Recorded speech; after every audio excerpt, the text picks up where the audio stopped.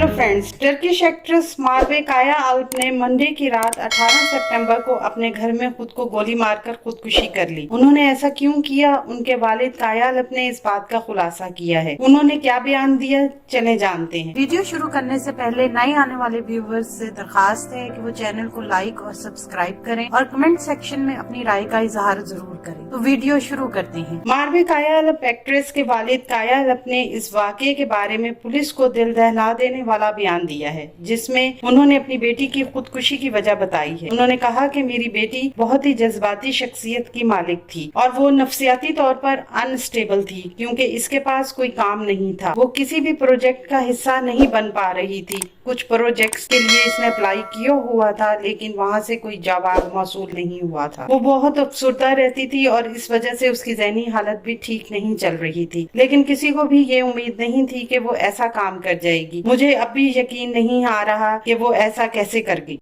आने वाले दिनों में अपने पसंदीदा ड्रामों की मजीद मालूमात के लिए हमारे चैनल को लाइक करें, शेयर करें और सब्सक्राइब करना ना भूलें। शुक्रिया।